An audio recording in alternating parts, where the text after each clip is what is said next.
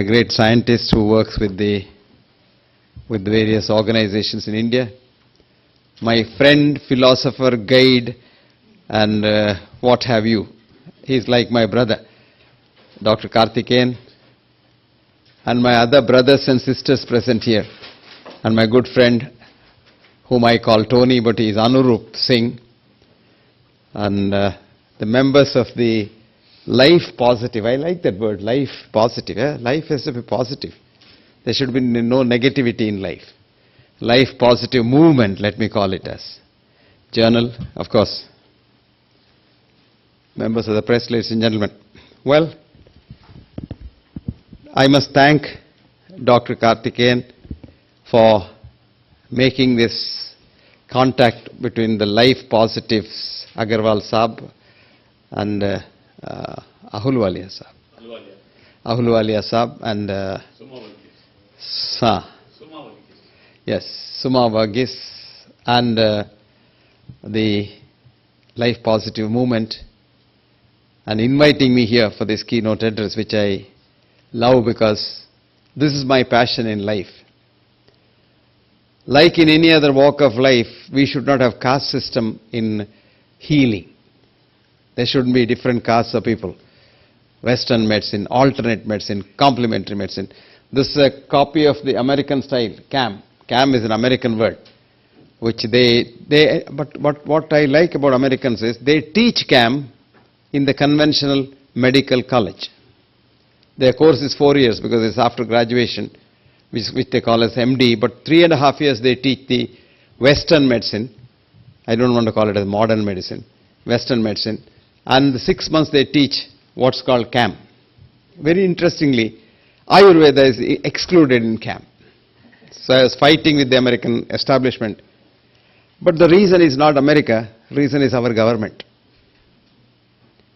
You can practice acupuncture in New York, legally. You can't practice Ayurveda in New York. Because China did not forget their past when they became independent in 1948. We, of course, had British leaders in India after independence. You probably don't know these incidents.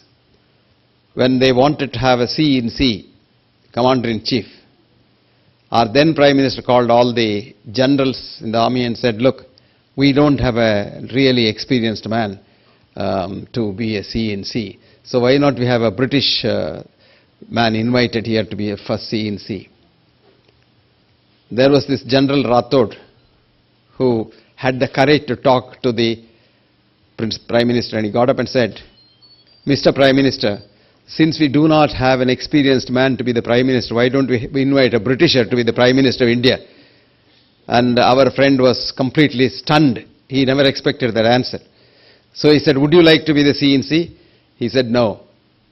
We have a C-in-C, potential C-in-C, who is better than any British C-in-C or general, and that is General Cariappa. That is how General Cariappa became the C-in-C first time. So unfortunately what happens is, we have been having Western ideas, I call them RNIs, resident non-Indians. They live here, but their mind and the intellect is from the West. So they continued the Western thoughts and never ever allowed Ayurveda and other systems to grow under the tutelage of the government. So it grew on its own. That's a different thing, because it can grow. Even if you try to kill Ayurveda, it won't die, because Ayurveda is the mother of all medical wisdoms in this universe, if you really go deep into history. Alexander the Great invaded India, but of course he didn't come to India, but his army came up to North India. He couldn't go down further because malaria killed most of the soldiers. But while they went back, they took all the Pandits and the texts from India. And they went back to Alexandria. Alexander did not go back. He found a beautiful girl in Persia and called himself the Emperor of Persia and died of typhoid fever. And the treatment in Western medicine for typhoid fever was bloodletting. When he died, he wrote a beautiful thing. He said, his dead body must be carried by doctors, to show to the world that these so-called doctors, Western medical doctors, have not been able to save the great emperor.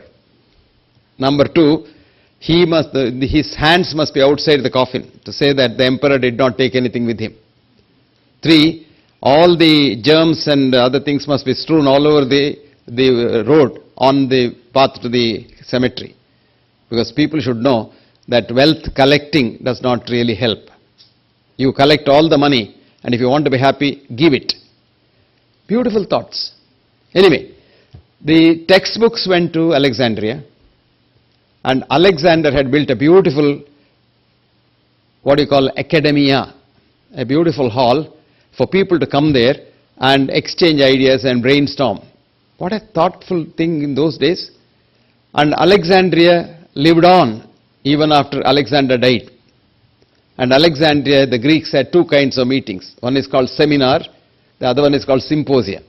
Seminar is derived from semen. So if you have a seminar, you must have a new idea at the end of that. Because semen produces a new baby, it's a new idea. Symposium is a nice word for Greeks. You come there, talk, discuss, agree to disagree, eat, drink, and go. So most of our meetings are the second half. The first half doesn't come. So the scholars there studied Ayurveda, and if you look at Hippocrates' treatise, it is nothing but a translated version of Charaka Samhita. The pulse examination, the Tridosha theory, the humus theory, and if you go deep into it, almost everything is copied. What do you call modern medicine now? See, we have an idea, anything modern must come from America or the West. Otherwise it's not modern. That is not the meaning of the word modernity. Modernity should come from our antiquity. We improve our antiquity and become modern. That's the idea. I'll give you one example in this context before I forget. Lot of work has been done on Ayurvedic drugs, homeopathic drugs, based on the Western model of reductionism. Now, for example, you want to study something in Ayurveda. Even the government of India was at that time sponsoring what's called a golden triangle method. That is, this drug helps this disease, so you don't have to search for it. You take the Ayurvedic drug, find out what chemical it has got. That's what these chemists mostly think. The chemical is the most important thing. And take the chemical out and then study it. I had written to the then Director General, whose baby it was, that this won't work because it is not the bits that make the whole. Remember that? If you now understand quantum physics, it's the interconnectedness that makes the whole. When you don't have the interconnectedness, nothing works. For example, garlic. Come, madam. Morning. Yeah. Yes. The bits do not have the properties of the whole. Give an example. There are 42 studies on garlic pearls. At the end of which, the British Medical Journal editor wrote an editorial. Garlic is good for cooking, but not for as a medicine. So I wrote to her, Fiona, you have not done any studies on garlic. What you have done studies is garlic pearls. Good boy. What you have done is, sulfhydryl group. So you take the SH group and make the garlic into a pearl. So it's good for the germs for their health in the toilet. It will go directly out as nothing. I wrote to her, if you want to do studies on garlic, you must have garlic, take it in the mouth, munch it for half a minute, 2 minutes. Then it becomes the alanine in garlic gets mixed with the trypsin in the saliva and becomes allicin. And allicin is a medicine. So some young scientists in Tata Institute of Fundamental Research caught up with this paper and they did something phenomenal. Brahmi, Brahmi ek patta? So they said, lot of work has been done on Brahmi's extracts, nothing happened.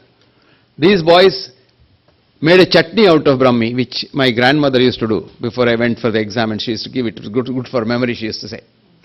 When I went to the medical school and got my degree and all, I thought, my grandmother is a bloody fool.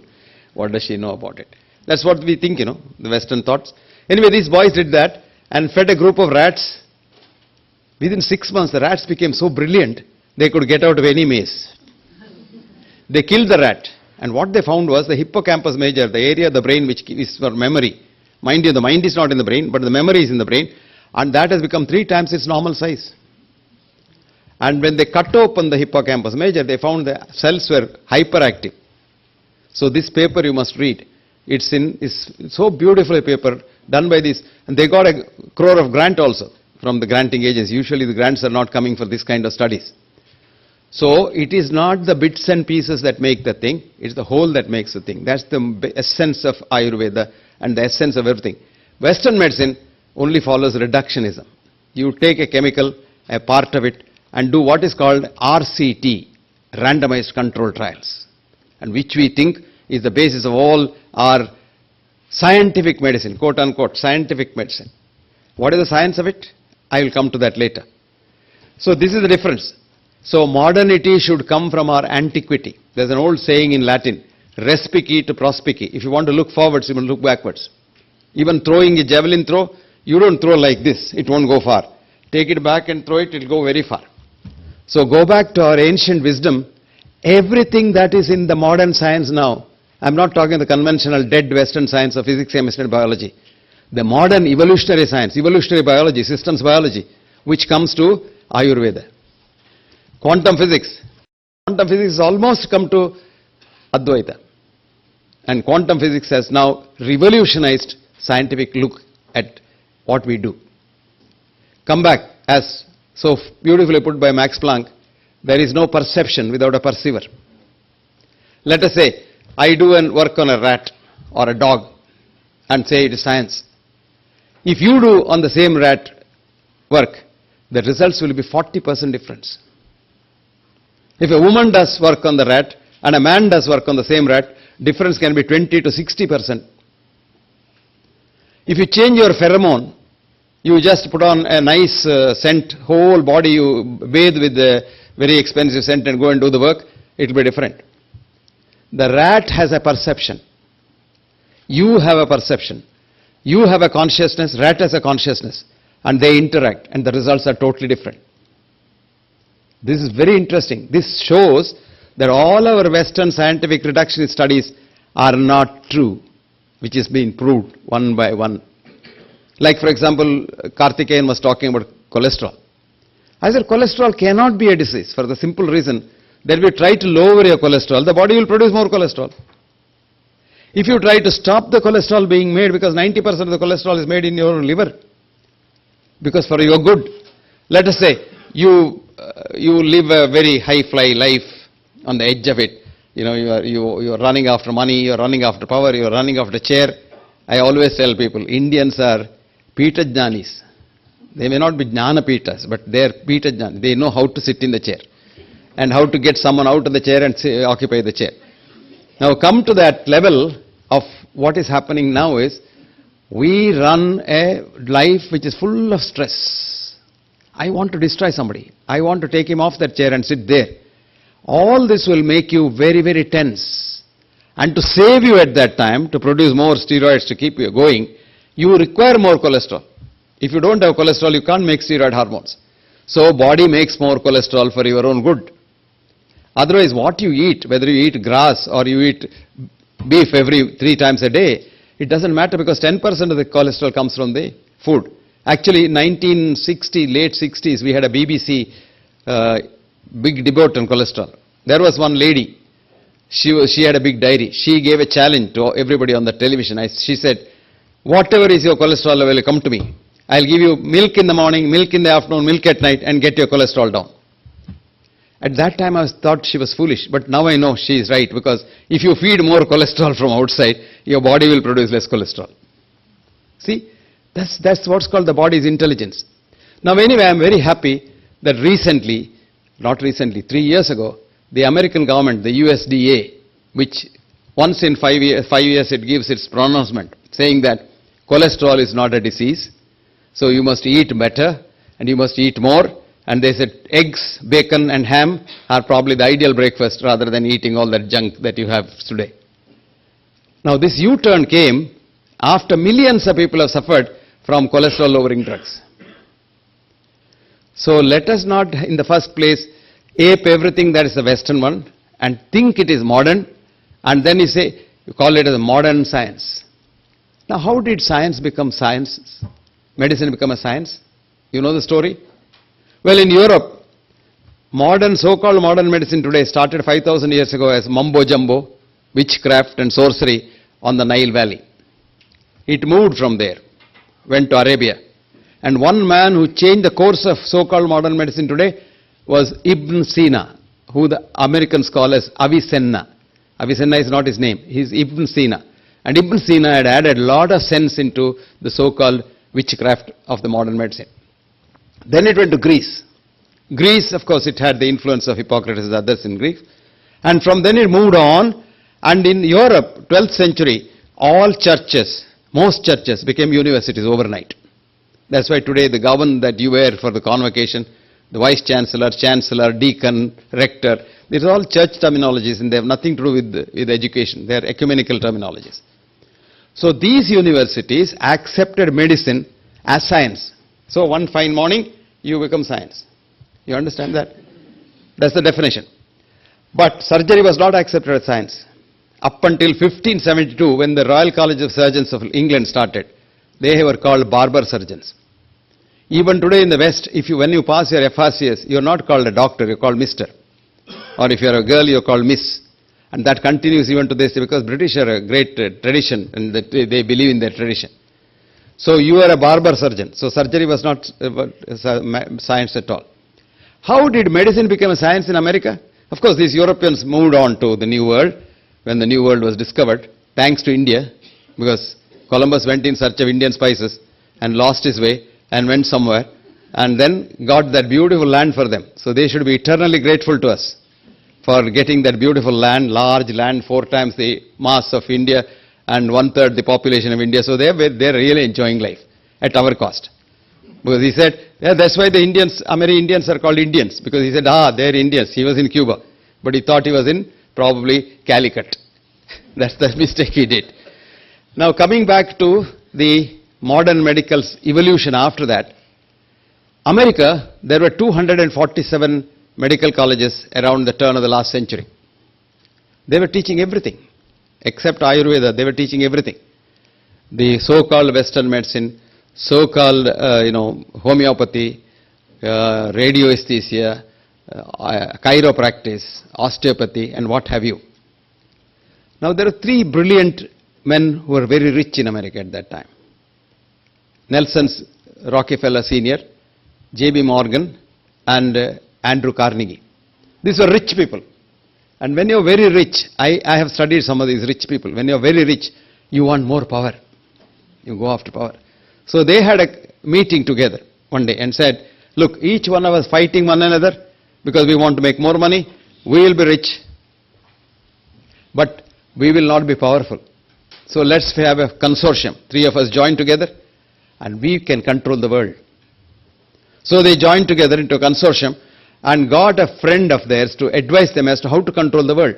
Of course, initially the advice given was, you fund the First World War, you will control the world. They did that. And when they found out after some time, 15 million white men were dead in the war. If Indians and Africans were dead, nobody would have bothered. So much so in England, no girl had a husband. That's why they were given to spinning. That's why called spinster. Because you don't have a husband, you start spinning. So they said 15,000 white men died and so many orphans without fathers and so many girls without husbands. So war is not the best thing to fund. Then they again called this friend, gave him some more money and said, get us a better way of doing. The man said, control education and you will control the world. That was a beautiful idea. And so they said, let's control medical education first. They were already funding 47 medical colleges in America at that time, the 3 of them together. And they were trying to get control over these, having the board members from their companies on the board. And they influenced the American president at that time, because American presidents were elected by these rich people only. Even today, American presidents are probably elected by the drug companies. In the olden days, oil companies. Today, drug companies are 3 times more powerful than the oil companies. Their lobby is 3 times more. So they told the president, you get these medical colleges examined to see which of them are scientific and which are not. So the president said, okay, go ahead. Then they said, whom to now have this commission to... Thank you. They chose a man called Abraham Flexner, the very famous Flexner Report 2010, you must have all read. Abraham Flexner was a retired headmaster of Andrew Carnegie High School. What did he know about medicine? What did he know about science? What did he know about anything? Nothing. So the Flexner goes around 247 medical colleges in 1 year, comes out with a beautiful report which said, these 47 medical colleges which are doing chemical drug trials, because they all are from naphtha, chemical derived now, they are scientific, rest of them are not scientific. So overnight this new system classification started. What did the government do? They didn't do anything. They had no knee-jerk reaction. They published this Flexner report every day in the morning, front page of New York Times for 1 year. Naturally, the other colleges died a natural death. No student went to them. So from this 47, it became about 99 or so now. And all these are only chemical drug treating medical colleges. That is why Western medicine is chemical drug treating science. What is science truly? Marie Curie said, science is measurement, measurement is science. If that were so, you can't think. Can you think? Can you measure your thinking? No. So unscientific. Thinking is unscientific. You love your boyfriend or a girlfriend. Do you? Can you measure love? Unscientific. So what cannot be measured is unscientific. So science dies a natural death when measurement. This world cannot be measured by science. That's why we only know 5% of the world. Nuclear energy, gravitational energy and electromagnetic energy, because they can be measured. 95% of the occult energy cannot be measured, but that's the most powerful energy. I will very soon tell you what you can do with occult energy. We'll come back to that. So it became a science overnight and by the wrong route, and this science has no meaning. So they refined the diagnosis science. They changed. John von Neumann, a Hungarian chemist, Hungarian-born ethnic chemist, American Nobel laureate, who said, I quote, science is making models. Mark my words. Science is making models, comma, which are mathematical constructs, semicolon, which with verbal jargon are supposed to work, full stop. Okay, keep the definition.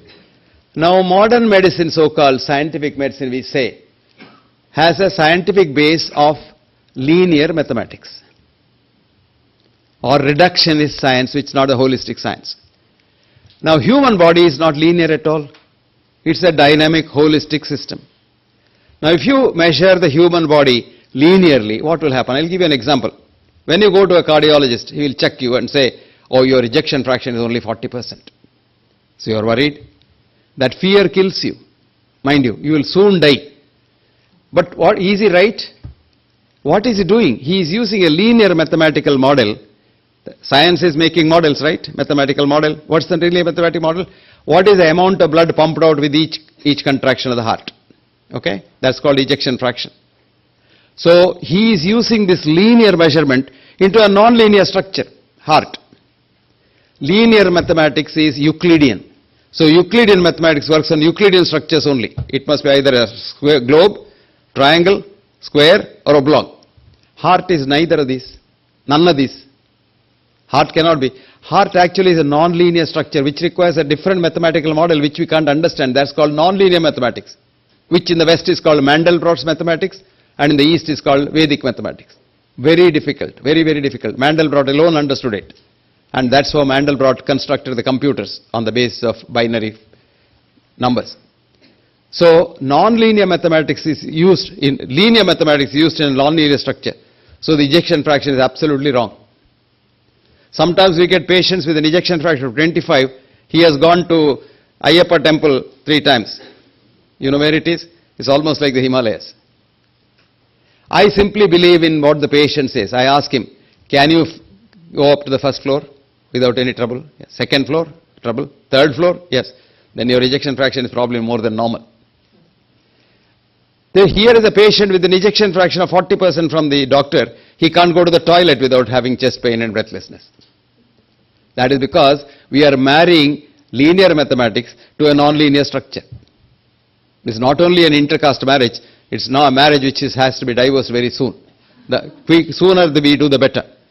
So, ladies and gentlemen, I have told you, if not enough to say that the Western scientific base of medicine is all wrong. Now, I've been saying this for a long time. I'm very happy last year, the chairman of the NICE is the biggest organization in England. That is the NICE is the organization which controls clinical excellence. National Institute of Clinical Excellence. Sir Michael Rollins is the president. And Sir Rollins was giving a talk at the Royal College, what's called the appointed lectures, the named lectures. And he said, I quote, unfortunately we have been giving RCTs and keeping them at a high pedestal, saying that their scientific thing is not deserved. RCTs do not deserve to be the pedestal at which they are kept, which means all our studies, which you and I believe in practice also, are not true. Is it clear now? Which means the Western scientific medicine is not really scientific, if you want to know. But based on these, the class system started. Western medicine is scientific. All other things not scientific. One day I was giving a lecture in IIT Bombay, and they had invited me to give a lecture on blood pressure. IIT, you know, IIT is all supposed to be very brilliant boys and girls and brilliant professors. So lecture went on. So I told them, what is blood pressure? A physics teacher in the class, PUC class, tells the student, laminar flow cannot exert lateral pressure because if it does, then it can't flow. Cosine 90 is 0. Right? Yeah. Mucks up. Passes CET with very high rank. Gets into the medical school. Physiology professor comes, class. Lateral pressure exerted by the flowing blood is called lateral blood pressure. That's blood pressure. Lateral pressure exerted by the flowing blood on the vessel wall is called blood pressure. I said, what is this? Where do these two things go? Second thing is, does the blood flow laminarly inside the blood vessel? Suppose you have an obstruction of the blood pressure, we say, oh, it's very bad obstruction. Have you heard of the Bernoulli effect? As a matter of fact, the blood flow may be better with a little obstruction. I was telling Karthikeyan Saab that the obstruction to the coronary arteries. See, with the simple three things we didn't ask ourselves. Why don't animals get a heart attack? Why only man should get a heart attack? Have you ever thought about it? Number two, coronary arteries fill in diastole, not in systole. So the pressure head is so low that why should coronary arteries have atherosclerosis? I can understand the carotid arteries, leg arteries having, because the pressure is high, systemic pressure. Here diastolic pressure. So if you ask these three questions, it will be very clear to you that atherosclerosis is not a disease at all. Atherosclerosis is a good thing that the body does to band-aid an injury to your vessel wall. It's a beautiful band-aid. Actually, Valentin Fuster, a very famous cardiologist, interventional cardiologist in Washington, has written, I quote, he said, less than 30% of the infarct-related coronary arteries are more than 50% blocked. Did you understand that?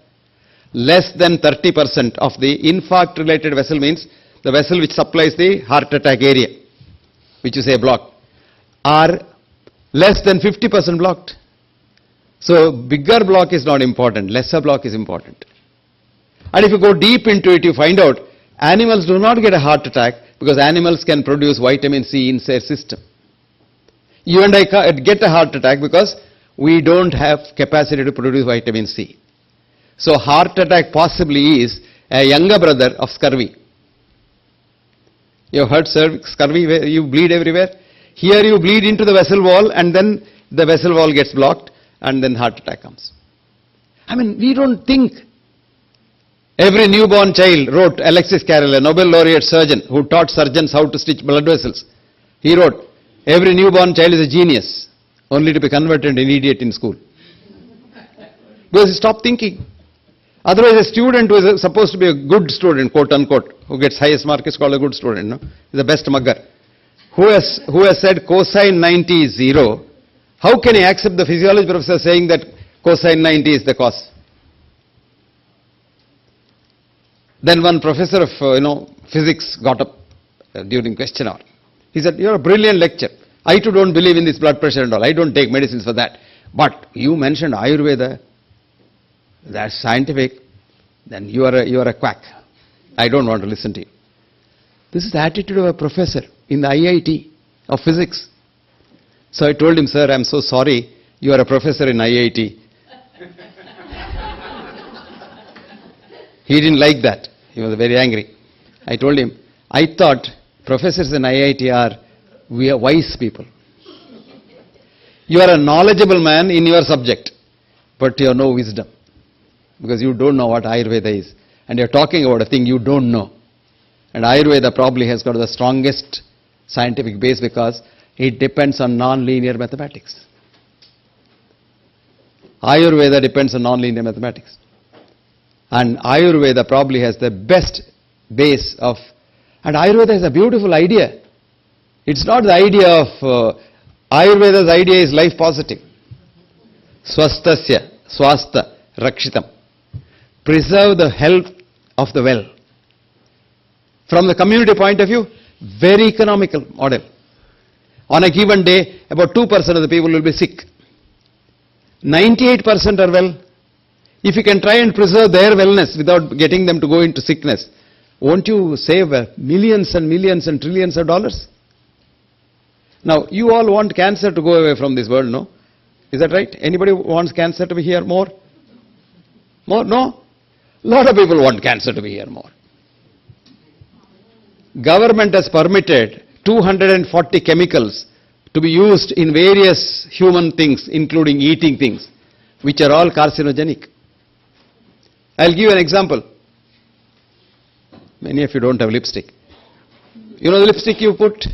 It's got so many pro-estrogens that a study recently showed that the western breast size has increased one size more. 30 size has become 31 in the last 25 years because the pro-estrogens in lipstick. I wrote to the airlines here. I wrote to, what's his name? Goyal. Because he insists that the air hostesses put not lipstick once, but before each flight they must put the lipstick. Otherwise they are punished for that. And the supervisors see and say, your lipstick is not up to the mark. So I wrote to him, don't kill your girls with... After all, why lipstick? Probably people don't know the history of lipstick. Did you know that? How many of you know the history of lipstick? Nobody? Shall I tell you? Yes, please. Secret. The prostitutes in Paris, they were not selling their wares by, exposing themselves. They were putting the color of their vagina onto the lips, so to sell that idea to the prospective customers. That's how lipstick started. Different colors. Jodi, I should not have said that. Anyway, unparliamentary, but that's exactly what it was. And we promote that today. A newborn baby in America today has 242 chemicals in the umbilical cord, which means it has come from the mother. Now, are you really thinking of curtailing cancer? I don't think so. There are 4,000 articles which are not published, hidden, not published under the carpet, which say eating meat regularly makes the body system acidic, and that's one of the very important causes of cancer. Did you know that? You knew that? I see, I didn't. Government permits that. Government helps you that. You know the scent you put, puch and all. It has got so many chemicals, carcinogens. You put sunscreen. There's an advertisement. Don't go in the sun. You will get skin cancer. If skin cancer were due to sun's rays, every dog, every buffalo, every cow should have had skin cancer and become extinct. Because you expose only some parts of your body. The whole back of these quadrupeds expose the sun. All the time he is out. It's a great thing. Eh? We saw that Swamiji now has changed little. Kartikeyan's house, he was doing a scientific study on a Swamiji. He will not eat anything. And Kalama, Kartikeyan's great wife, was alive those days and she was keeping a careful watch on him. He'll not take any food. Stand there for 4 hours and look at the sun. Without batting an eyelid. And his eyes were examined in Moorfield Eye Hospital in London, the oldest and the best eye hospital. They said his eyes are the beautiful eyes. Today we know, there's a nice study if you want to know. Nobody is putting dark glasses inside. Using the dark glasses is one of the ways you are preventing the ultraviolet rays from the sun entering your retina and making your eyes good. And you will be surprised. The ultraviolet rays of the sun going through the retina stimulate your pineal gland, which is the master of the whole orchestra of endocrines. So half of your problem is because you put on some of our politicians put it on at night also. Because they can't look you in the eye. You know, it's so nice to look at the sun, so nice to be in the sun. I take an opportunity in the airport and all, and the queue is there for getting into the plane in some southern, it's very hot sun.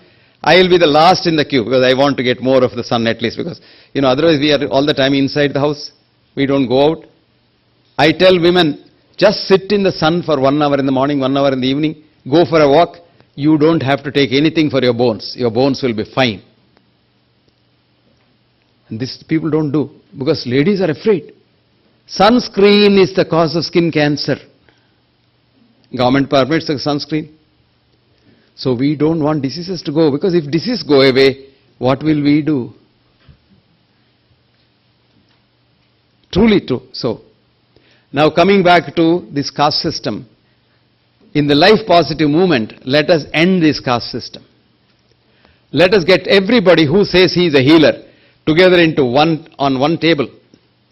And it can't be done independently, because if you talk to a allopath, or what you call allopath, everything is allopathy, remember that, except homeopathy, all things are allopathy. Ayurveda is also allopathy. Now if you ask a Western doctor to suggest an Ayurvedic fellow for a treatment, he won't do that. And you can't ask them to come together. What we do in our research center in Chennai is, when we find we can't do anything for a particular person, we know some Ayurvedic people and homeopaths who are very good, and we call them and say, look, take charge of this patient. And what we do is we record all the things and send the patient there and record the outcomes also. So we're building a big database. And we have a few people. There's one lady in I won't tell the name because it will be advertising her. She can do very well for renal failures. See, America, I want to send her to America, because in America there is a rule now, though we say Western medicine is very good now, if you are 65, you are not given a kidney transplant, even if your kidney is failing. For the rest of your life, you will be on dialysis. And dialysis is such a nasty thing if you want to be on. If you are 65, no transplant. This is the medicine that we practice. What we should do, and Ahulwalia ji should strive to do this, because, for all these things you need money, man. Without money, nothing happens. Money is the thing that runs this world. And I always say, money is the cause of all diseases. Did you know that? No, you didn't know. I'll tell you this study. There's a nice study which shows that. If you have a money, you must push this idea. We must get these people together and have a database which says who is good for treating what. A lot of people claim, I do this, that and all. I'll tell you a recent example. We had a nurse whom Karthikeyan knows, Rama. She runs our whole research center. This girl had an upper respiratory infection, I tell you, fever, etc., etc. She took all the antibiotics and all. She was in bed with such bad sinusitis, this and that. We have a homeopath who is very good in this area. So we sent her to that homeopath. 3 days later, she is back at work. Absolutely fine. I called her yesterday and said, Rama, how are you? She says, I am fine, sir. Fit as a fiddle. 10 days she suffered taking antibiotics. Each antibiotic pill you take kills millions of germs in your gut. And when the gut is damaged, your immune system is gone. The headquarters of your gut is in the immune system. That's why in America now, if you have a very bad infection with superbugs and nothing helps, do you know the treatment? Give someone else's shit through a Ryle's tube. And when once you replace the gut with the normal flora, the infection disappears in 4 hours. This is called fecal transplant. So America does it, so we accept it. Now we've gone one step further. In America, you get poop capsules. Small capsules, $5. So it boosts your immune system. That is the strength of Ayurveda. What does Ayurveda say? Panchakarma. In Panchakarma, you only boosting the immune system. I have a Western medical doctor, a professor of radiology in a medical college in Maharashtra, who had a massive heart attack. And they did everything for him. bypass surgery, this, that, but he was not able to get up from bed. He said, I am going to use the Ayurvedic method. He caught hold of cow's colostrum, which is a very good immune booster. And he has produced a tablet called Immugen. And he has now got back. He doesn't take any medicine and he is absolutely fine. He has left the medical college and he is doing this business of selling immune boosters. So happy. His ejection fraction has come back to normal. He is 24 hours, he is working and he has forgotten his heart. He is heartless now. That is the power. But then you should know when to mix, when to combine. If you go on saying that across the board I'll say all systems must come together, nothing will happen. Because they hate each other like, mouse and the mongoose and the snakes. So because what is the hatred, do you know? I'll take you to history, because history, you learn from history. If you do not, you relive history. 50 years before the American Medical Association started, doctors in America thought their methods of treatment were so bad that they wanted to homeopathic association. So the first homeopathic association in America started 50 years before medical association started by American MD doctors. And who was Heinemann? He was an MD doctor in Germany. He couldn't save his own son when the needle went into him and he got septicemia and died. This man thought, what's the use of my MD degree? I have not been able to save my son. Then of course he copied from a Canadian doctor who had written a book on this, similibus something something. And it was not originally his. And always in history, the man who publishes a thing in the world gets the credit. Now, Nobel Prize are also like that. The man really who invented doesn't get the credit. So that Canadian man didn't get any credit. Anyway, homeopathy exists. Now homeopathy also has got certain advantages. It has got a lot of problems. Modern medicine has certain advantages. Let me tell you, supposing I fall down under the car in Delhi roads, I can't say I'll do yoga and sit and do Om and then get back. No, somebody has to set my bones, somebody has to do something. But then what we don't realize is, youngsters who go without a helmet in the road, I tell them, nobody can help you if your head is broken. Doctors cannot do anything for brain injury. We just hoping against hope that something will happen. If the patient recovers, we take the credit. If the patient dies, we give the credit to God. He always kills and we save. So have a helmet, because nobody can save. Now these kind of things modern medicine can do. We can't throw modern medicine out of the window. Because the water in modern medicine is bad, I don't want to throw the baby out. I still want to keep the baby. But modern medicine also requires a lot of refinement. I'll give you an example. In Vietnam War, America had a 5-star hospital 10 minutes from the war theater. So a grievously injured soldier is lifted in a C-130, which in itself is an ICU. The C-130 which lifts these people is an ICU. So starts blood transfusion, etc. immediately. So he's taken to the ICU, 5-star treatment. Poor British had a war in Falklands. No enemies, no friends in South America. And then the whole patient had to be shifted 16 hours to London. And some of the patients there were left on the snow, grievously injured patients, for as long as 24 to 48 hours. Because the war occurred October, November, December. Now, audit now shows that per capita death of comparable grievously injured soldiers was slightly more in Vietnam than in Falklands. People are working now. Scientific brains are working as to why it happened. One of the reasons is, you immediately interfere. Nature has provided a beautiful system inside in injury. You and I were in forest. We were hunter-gatherers. Tigers comes. And tiger eats. Tiger can't eat whole of you. It doesn't have the appetite. It will eat maybe your hand. Did I say anything wrong? Can you see an electron? Huh? You can? Have you seen, sir? So all the diffractions, you are living with electrons all the time. That's a different thing. It is proved beyond doubt. So there is That's a different thing. My question, no, wait. Answer my question. Have you seen an electron? This is not a relevant question. Acha, okay. The question itself is irrelevant. But nobody can see an electron. How do I see you, sir? Physics-wise, how do I see you? You are seeing me through electrons. Basically, the electrons are activating your retina. Okay, all right. A few photons leave your body and strike my retina and I see you. If one photon leaves an electron, the electron is not an electron. So you can never see. So perhaps I would not like to argue. I'm a physicist. Good, you're a physicist. I like it. I would like to argue, sir. Thank you. Leave it at that. Anyway, my interpretation is very simple.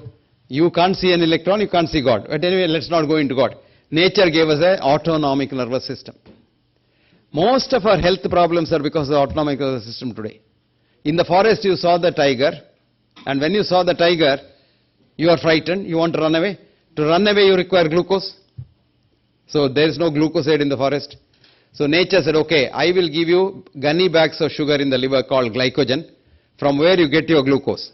And for that, its sympathetic system produces adrenaline. Adrenaline goes to the liver, sugar is released. It's called neoglucogenesis. A biochemistry professor will tell you. Neo means new, gluco means glucose, genesis is birth. Now the sugar goes up, you can run. Your blood pressure has to go up, so adrenaline increases the blood pressure, vasoconstriction. Your heart rate has to grow up, chronotrophicity, heart rate grows up, and you run. When you run from the tiger, if you survive the tiger, your whole thing comes down. You're up. The sugar which has gone up has come down. The sugar, blood pressure comes down. Today we have transformed ourselves into society. Here there are no tigers, but there are human tigers here. Your husband may be a tiger, your wife may be a tiger, your boss may be a tiger, your assistant may be a tiger, your peon may be a tiger, your driver may be a tiger. When you look at these people, your blood pressure goes up, your sugar goes up, but you can't run away from them. You got to stay there. And when you stay there, they remain high, and over a period of years, you become a hypertensive, you become a diabetic, you become, all these things. All these things can be managed by change of mode of living. 1733, there was a young professor of medicine in Vienna. His name was Charles Schmitz. This boy wrote the first textbook of medicine, where he said, I have seen patients with vehement agitation of the mind and chronic constriction of the vascular bed. And when they die, I look at the heart, it's like a bull's heart with so much of thickness. Now, very interesting. And what was the treatment he suggested in 1733 textbook? Change of mode of living, tranquility of mind. And the third, drugs, if ever, rarely. Full stop. If you do that same thing today, most of our hypertensive diabetic patients will completely become normal. You just look at the science of giving a chemical drug for lowering your sugar, lowering your blood pressure. What does this do? Nothing. Do you know what helps? The placebo effect. The faith in the medicine, faith in the doctor that I have taken the medicine will lower your sugar. You may wonder, what is he talking about? Somebody will say, I'm a doctor, so I can argue till the cows come home that you are wrong. There's a study done in 4 universities, Oxford, Cambridge, Munich, and Hamburg, where they gave morphia drip. Morphia is the most powerful painkiller. Morphia drip for patients with severe pain. But while giving, they explained, this is a study we are doing. This is not morphia. This is a drug which will improve your health, but not your pain. We are just seeing what is the effect of that new drug. Nobody's pain went. What was running in the drip? Morphia. So they took a crossover study. The same patient was taken over the other side, and they were running what is called saline. Saline is salt water. And they told the patient, this is the recent salt of morphia, very powerful. Your pain will go, pain went. So they were nonplussed. So what did they do next? They said, we'll do fMRI and see what the brain does. So they did an fMRI and repeated the test. When the patient believed the doctor that it's not morphia, his brain slept. When the patient believed the doctor that it is morphia and what was going was saline, his forebrain produced so much of powerful opioids, much more powerful than opium, and the pain disappeared. This is called the placebo effect. You want to know more about it? Write down. The placebo effect. That's the article's name. The first author's name is Bingel, Professor Bingel. He is a professor of medicine in Oxford. And the journal is a very prestigious journal called Journal Science Translational Medicine, STM it is called. Science Translational Medicine. Year is 2011. Semicolon. Now what is important in this study is, it's a mind that tells you that look, you are okay because your doctor has given you this medicine. So it doesn't mean whether it's Ayurveda, Umapati, Ayurveda, anything. As long as the doctor commands the faith of the patient, Many of us demand the faith of the patient, which is not coming. He must command. The minute he sees, doctor, you are God, do what you like, I'll be all right. And he will be all right. So it's the placebo effect, ultimately. Enama? Kedichida? You may say, okay, this may be for medicine, but surgery? Surgery certainly, I know, we are doing very well. Surgery certainly is good. One of my former chiefs in Harvard did a study. He is about 94 now. He even now conducts studies. He's alive and healthy. He's the man who invented that shock you give to patients in the defibrillator. It's called Lowndes defibrillator. His name is Bernard Lown. He's a Nobel laureate. What he did was, over the last 5 years, some 600 patients were sent for bypass surgery. Those days we were doing it with a laser tip. And bypass surgery, what's called transmyocardial revascularization. So he said, none of these people require it. So one by one as they came, first one went to theatre A, second one went to theatre B. And in theatre A, the protocol was anesthetize, operate, send. Theatre B was anesthetize, keep him lying down there for 1 hour, wake him up, and then tell him you had a wonderful operation and send him home. Do you want to know the study's results? These people who went to theatre B, they're all fine even now. Thallium study showed their myocardium is completely revascularized. And those who went to theatre A, the first 30 days after myocardial infarctions, revascularization, a lot of people die. It's called the 30 days death rate. Here there are 2 people who died in B, 8 people died in A. And now, other than the 2 people who died, rest of them are all fine. And on the other side, half of them had open bypass surgery after that because they had intractable pain. One half of the other half, they are in heaven with their maker. The other half of the other half is having ADR, adverse drug reactions. Yes, sir. Just place there. So even surgery to a great extent is a placebo effect. I have had surgery, that's it. They are fine after that. Is that right? You want to know that? First write down the author's name. Roger Laham. He is Bernard Lowndes' first assistant. Roger Laham et al. Et al. Is and others. Okay? The study is called Laser Revascularization of Coronary Artery Disease. Laser Revascularization Coronary Artery Disease. Okay? Journal is called Journal of the American College of Cardiology. Journal of the American College of Cardiology. JACC it is called. Year is 2005. Volume is 42. And page is 1822. Now, very interesting, this study you must study and see how the mind works on the body. And where is the mind? In the heart. Where is the mind? Never mind. The mind is not in the brain. All that you should know is mind is not in the brain, and mind is everywhere, and mind is consciousness. So consciousness is mind, and we have 2 kinds of things. The same thing in Sanatana Dharma, Atman and Paramatman. Your mind is your individual consciousness, and the universal consciousness is what we call as God, but it's energy. God is energy. God is love. Universal consciousness is Paramatman. So the same thing happens in science also, if you understand. And the consciousness works, and consciousness is the thing that runs the whole world. So if you understand that, all of us are relatives, very close relatives. And we should love one another, not because it is good for others, it is good for us. Because our own cells, if you look at them with the biophoton camera, they love one another, they speak to each other, they communicate with one another, and they're dancing in sync. You are healthy. If one part of the cells are not happy, you are having a disease. So disease is not organ-based. Heart disease, lung disease, brain disease, head disease, leg disease, no. It is in the body. Remember that. And a professor of medicine in Yale, she's a very intelligent girl. Her name is Mary Tinetti. She has written a beautiful article in the Archives of Internal Medicine called The End of the Disease Era. The End of the Disease Era. It's not archives, it's American Journal of Medicine. Write down that, you read that.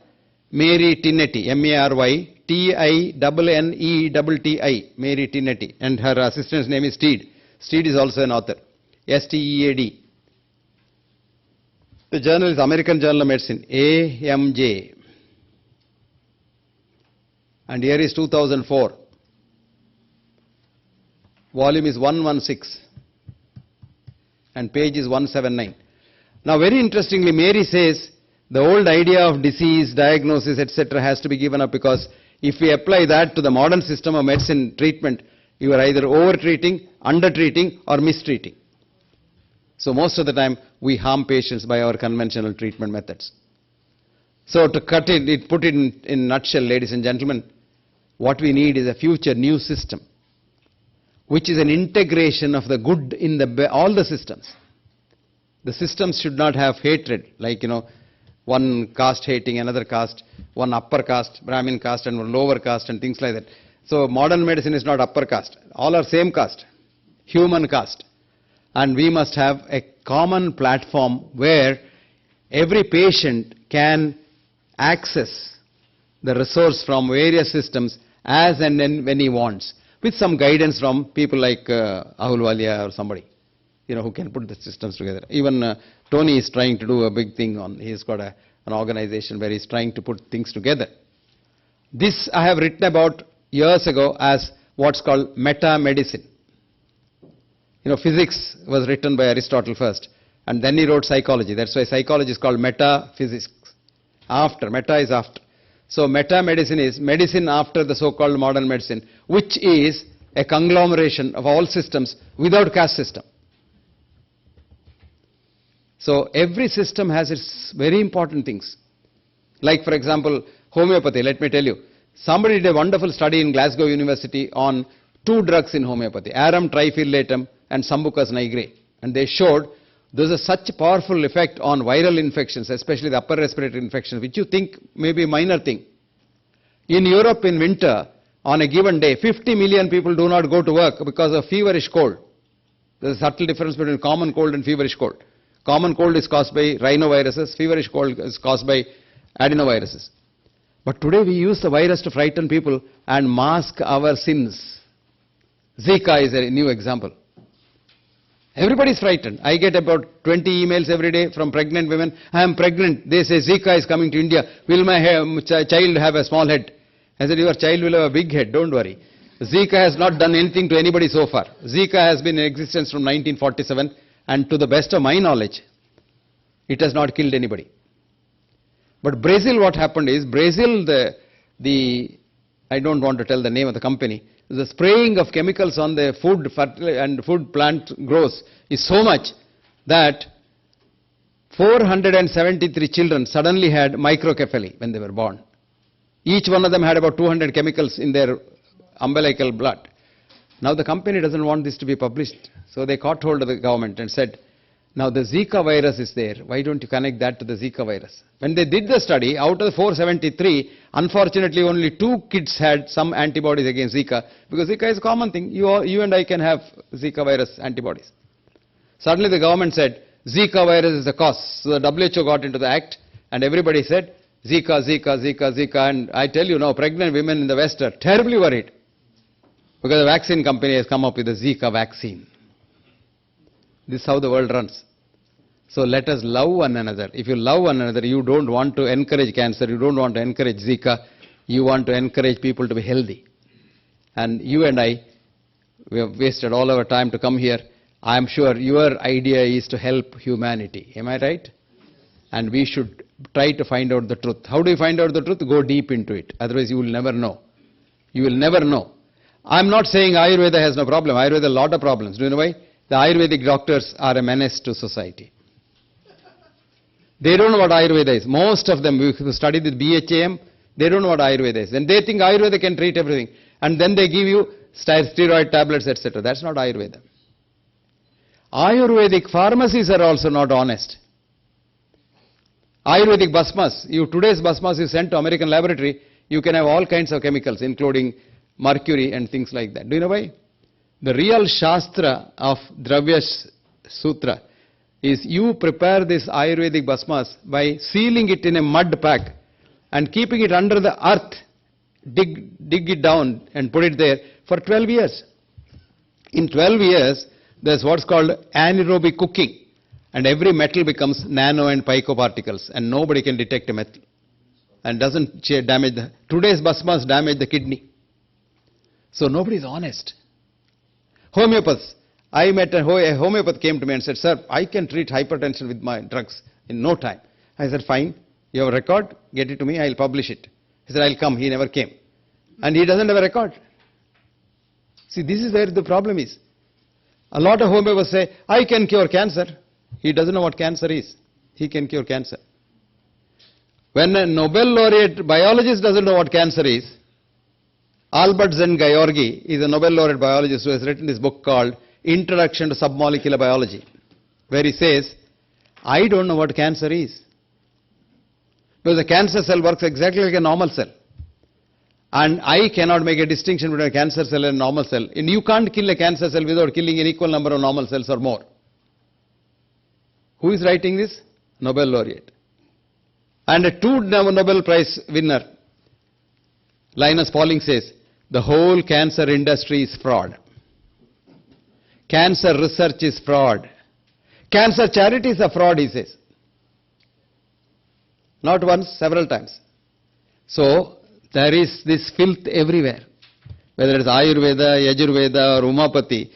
Making money, if you think is your aim, you are a fraud. But helping society is your aim, you have a lot of opportunities. Thank you very much for giving me this opportunity to express my thoughts, which may be foolish. A lot of it may be questioned.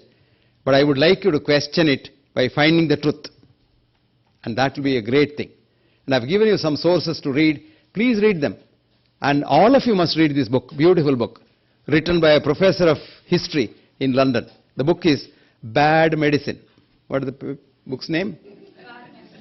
Bad Medicine. Subheading is Doctors Harming Patients Since Hippocrates. Doctors Harming Patients Since Hippocrates. And who has written that? David Wooton. David Wootton. Wooton is a professor and head of the Department of History in the Liverpool University. He's a brilliant chap. He's written a lot of books, but this book is one of his best books. So please read that book. I think 2006 or 2007. Oh, you put Wooton and Bad Medicine, it will jump out in Amazon and come out and give you the book. O-N. Wooton. O-N. O-N. O for orange. A for apple. Okay. Now, if you have any quick questions, you can ask because keynote or no note doesn't matter. If I know the answer, I'll give it to you. If I don't know, I'll try to let you know later. Very simple question. What do we do now? That's a good question. That's a fascinating question. Everything is fraud. I mean, I am a diabetic, I'm on insulin. Is it only a placebo that if I stop insulin, I'll become more... If you are not a type 1 diabetic, if you are not a childhood diabetic, I think you don't need insulin. Okay. But today's company's law is everybody should take insulin so that you are controlled very well. And they'll come with the insulin pen. Have you bought one? See. Because each pen prescribed gets registered in the computer of the pharmacy. And then the fellow will come and say, Madam, your doctor, you have written the number of pens. You are our best bet. Next, visit, you will have a cruise from Alaska with your wife and your children and all. And then when you come back, we'll give you a Maruti car and things like that. So won't I be very interested in doing that? And they get their speakers. They'll give you such a nice lecture with beautiful slides all made in the company that you think if you don't give insulin, patients are going to die. No, what do you do? I didn't treat you. I didn't give anything. I only said this is how it happens. You may wonder as to why suddenly there's a resurgence of insulin's interest. Because the companies are interested in insulin. And do you know they are interested in keeping you a diabetic? That is why they ask you at $1 million to eat chapati. Are you making chapati at home? Ama. See, what is happening is the wheat has gluten in it. And gluten directly damages the beta cells in the pancreas. And gluten keeps you a diabetic permanently. So that you become a permanent patient. The best treatment is the millets. Millets have a special vitamin called vitamin B17, which is called laetrile. And laetrile, from cancer to common cold, it boosts your immune system. And there is a doctor in Mysore. He is a very highly qualified agricultural doctor. He left a big company in America, big salary. He has come and is growing these millets in a 5-acre plot. It doesn't require, millets are very interesting. They don't require much water. Ragi, Navane, Bajra, Seve, Jawar, all that. And he is treating patients with diabetes and hypertension with only this. He has got a clinic, free. You go there, he'll give you all the nice things made out of Mysore. What is the name, sir? Kader, Dr. Kader, Khader. Kader. Khader.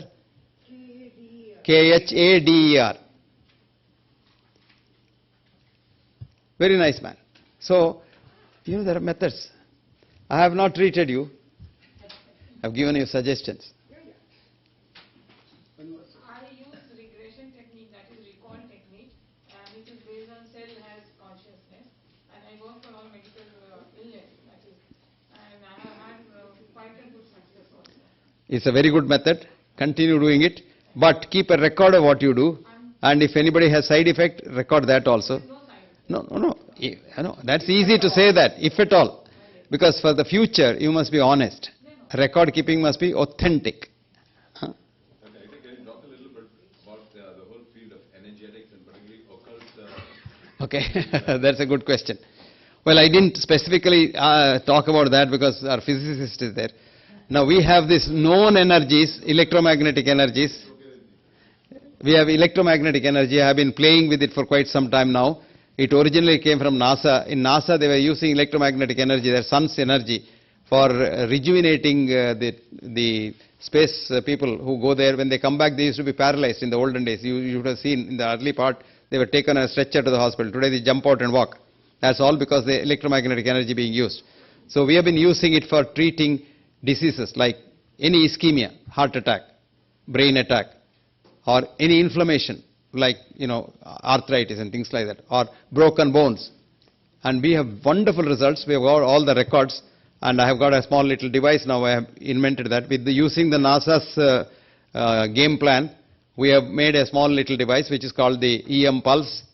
And this is just sun's energy. But what we have done is we have pulsed it so that it doesn't continuously go and heat the system. So it's remarkable. Like, for example, you have say facial paralysis, what's called Bell's palsy. In 2 hours, I can make your face come back to normal. If you have a stroke, you can get it within 48 hours. Heart attack, 24 to 48 hours. It can do all that. But we are trying to expand it and see what it does, and with some success, like Parkinsonism, where the degeneration occurs. In degeneration, it's not very effective. In damage, acute damage, like cell damage. But if your cells are all dead, it can't do nothing. That's one thing. Now about occult energy, our group has done one study, which is yet to be published. And this is a very interesting study. If you want to know, I'll tell you. This man is a professor of radio therapy in the University of Irvine in California. His name is Joey Jones, Joiejones. Joey got some grant from NIH to do a study on pranic healing and cancer. Joey is a cancer specialist. He is the head of the Department of Cancerology in the same university. Joey had cancer himself, and he didn't take conventional treatment. He got treated by the pranic healers and he is fine. So Joey started this study where we have got this cell line called HeLa cells. You can grow cancer cells in the laboratory and irradiate them in gamma rays. They become cancer in a week or two. So he did that. Then covered that with a Faraday box. Our professor of physics will tell you that no energy can enter a Faraday box. To be certain, he also put a lead cover and then called the pranic healers to pray for them. Okay? So the pranic healers sat in his laboratory and prayed. It has got some other very interesting anecdotes which I won't mention now for want of time. And then he found 88% of the cells becoming normal in 2 weeks' time. This is the first study of human cell line cancer being treated by occult energy called pranic healing. It must be done by genuine pranic healers. Amerindian pranic healers are very powerful people. Now this man was not satisfied. Though we were very happy and we were telling him, you are fine. He said, no, it must be 100%. I don't believe in this statistical 88% and all. So he said, why 12% have not? And he is a great proponent of Indian philosophy, Sanatana Dharma. He said there must be some reason, some karma on these cells. They have not. So do you know what he did? There were 3 observers from NIH because they had given $100,000. So they had come to see whether he is eating the money or doing something. He told the observers, each one of you write a check for $100, your own money, tax-paid money, genuine money, not black money, white money, and give it for a charity and pray, let the good karma of my charity go to the cells. Would you believe second time, 100% of the cells became normal? So you clapped, but the poor man is in jail. Because his colleagues filed a case against him, saying that he has done something which is not scientific, quote unquote. It's hocus pocus, and he's diverting science attention. He's wasting the government's money, and the poor man is in trouble. His wife calls me and says, no, nobody to fight his case. See? And she says, I've got all the documents, all the ledgers, please publish. Now I said, if he comes out of the jail, he has to write it, because if he writes it himself, it's very good. This is the world. In the world, the only casualty is truth. Though we say Satyameva Jayate, but what we are doing is Anrattameva Jayate. Na Satyam. Yes, Sardarji. In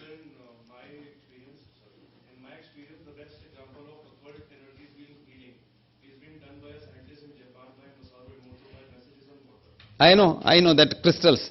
Yeah, that I have seen, I have even communicated with him. But they are all, they are all there. Such stress is there. But this is a human healing I'm talking about. So why it is called occult? Time gap. We have to. I'm so sorry. America, because he was a long-winded speaker. He said, Tom, now you have become the president. Stand up, speak up, and shut up. Thank you.